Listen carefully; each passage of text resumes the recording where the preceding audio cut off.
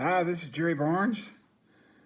I'm recording this video from a Facebook and LinkedIn friends to give you some idea of how in the world did a 72-year-old man happily retired get involved in this hectic book writing adventure. And Laura will just shake her head and says, I don't even know, but he just got into it. But it all started when I left my career with the Corps of Engineers, and I had a 42-year career with the Army Corps of Engineers. And we served in Fort Belvoir, in Norfolk District Corps of Engineers. We served in St. Louis. Then we ended up in Cincinnati, and that's 34 years later, and I was ready to retire. And I was in a position where the chief, who's the commander, 3-star general, could move me whenever he wanted to. But the idea is, normally when the chief moves a civilian, he promotes them. So he did that for me too. So I stayed in Norfolk until I got to grade GS 14, which is a great grade. Wonderful job in Norfolk. And then all of a sudden, after 23 years, I got a call one day and was encouraged to be interested, which is the way they do it.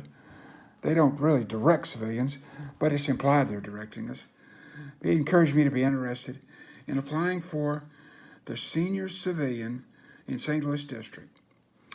And St. Louis had just gone through the flood of '93, and the chief and the general in Lower Mississippi Valley Division wanted to bring in somebody from outside of the Mississippi Valley Division to lead that district.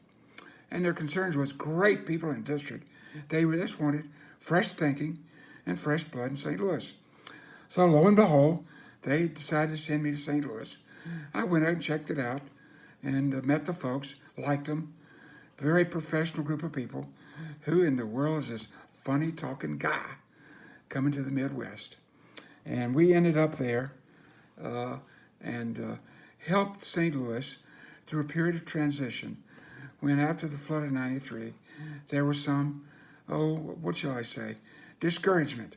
With folks had been just playing participating in a heroic battle to fight the floods of '93 that flooded that area. And it went on for weeks and weeks, and then recovering and cleanup. That process took, 6 to 9 months.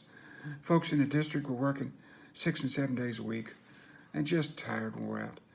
And so the general's belief was a change of leadership would help the district with the restoration and recovery.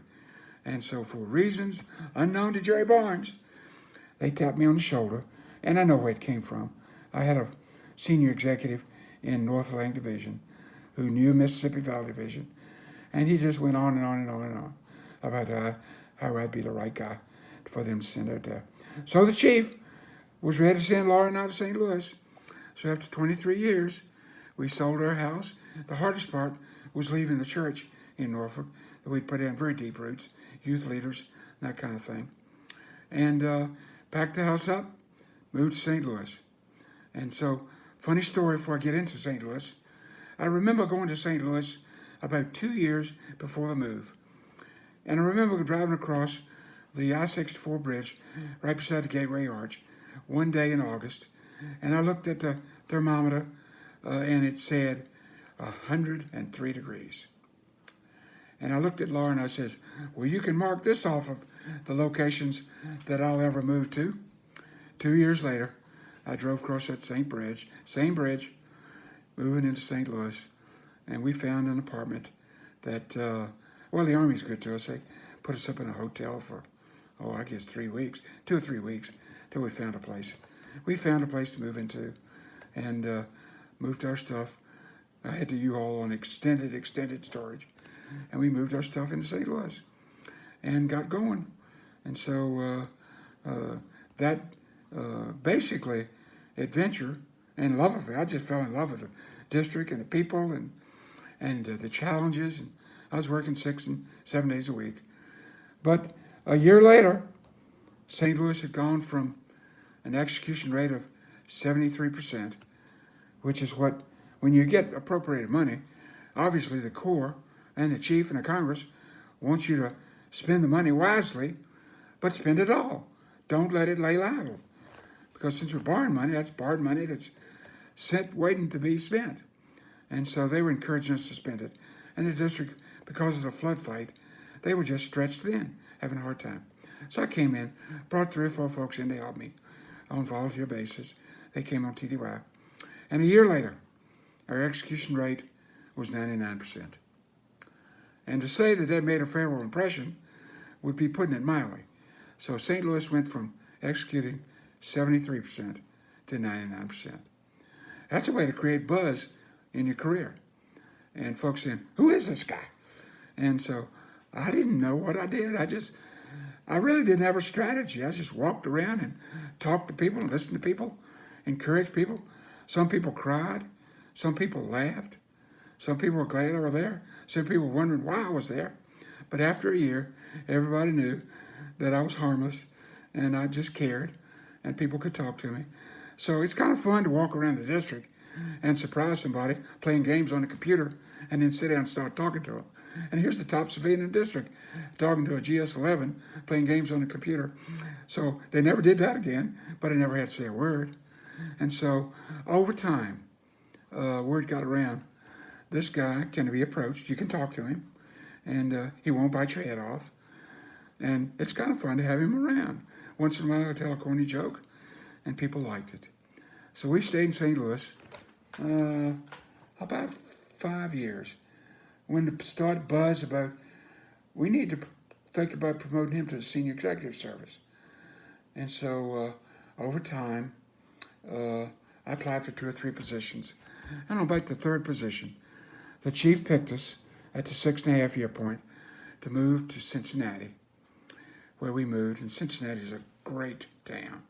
Reminded me of Richmond, Virginia. River runs right through the city, just like it did St. Louis. So we moved to St. Louis, from St. Louis to Cincinnati, and we took over the larger division, the Great Lakes and Ohio River Division, where a 16-state area, where there's all sorts of congressmen that can fuss at you in 16 states, congressmen and senators and mayors, and like now Senator Durbin, he wanted to talk about something he wanted me to pay attention to, and so I visited with him several times. Governor Voinovich, who became the governor of Ohio, became Senator Voinovich. Boy, he wanted me to come by and talk to him, and he was hard to get away. Staff standing all around for 3 more meetings in line. He's still talking to me about something. So I got to know those folks at a little higher level, and that was my job, to basically go listen to governors and congressmen and senators and so forth. And of course the chief was paying attention, but the word got around it. This guy's kind of different. He's not from the Midwest.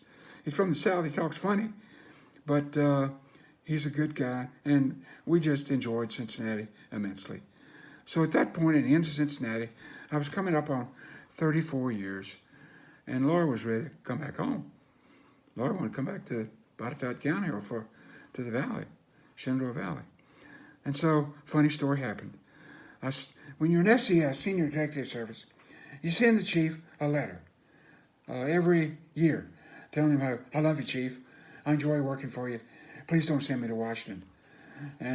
But you say polite words. So I sent the chief my letter, and he acknowledged it. And I told him, I said, Chief, I think I'm ready to retire. So I saw the chief, and I won't call his name because I don't want to embarrass him. Fantastic guy. So I'm in Phoenix one day at a conference that he and I were both at. And he said, Jerry, meet me downstairs next morning. So I did. So we walked outside. He wanted to walk outside. It's kind of strange. Chief engineer, 3-star general, walked outside. And he said, Jerry, I want to talk to you about something. I said, okay, boss. So he said, I read your letter. Said you want to retire. I don't want you to retire. I said, Chief, I have this problem. I have a wife. And you understand it. Wives are ready to come home. And mom wants to go home. He says, well, Jerry, I don't want you to go home. I want you to come to D.C. And I said, well, Chief, that'll take some doing, because I can tell you that Laura does not want to move to D.C. Well, I can understand that. He said, so if you will come to D.C., I want to make you Director of Operations. That's a big job. You're overseeing the Corps' entire inventory of water infrastructure all over the country. And everyone in the world wants to talk to the Director of Operations. And he wanted me to be that job, do that job. So I told Laura the Chief wanted me to come to Washington, and she groaned. And so when I went back to Chief's deputy and says, can we do something so my wife can move home and I can still work in Washington? I said, yeah, we can do that. We'll just put you on travel. So what a sweet deal. They put me on travel and per diem, and I worked Washington for almost 2 years. And Laura came on down here, bought the house we're living in right now, remodeled it, and so life was good. And so that's kind of my core career. That's how I went from a second lieutenant to a member of the Senior Executive Service, Director of Operations, which I think, I may be wrong, I believe it's the number 5 ranking position in the Corps civilian leadership structure.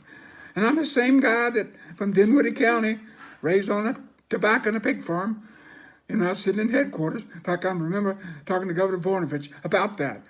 And he was just laughing at me. He was a farm guy too. So, folks, that's my career. And I'll come back later and tell you, after I retired, how in the world did a guy get involved in the book writing business, which is, in some respects, kind of an insane business. But we'll talk about that in a future blog. Take care, folks.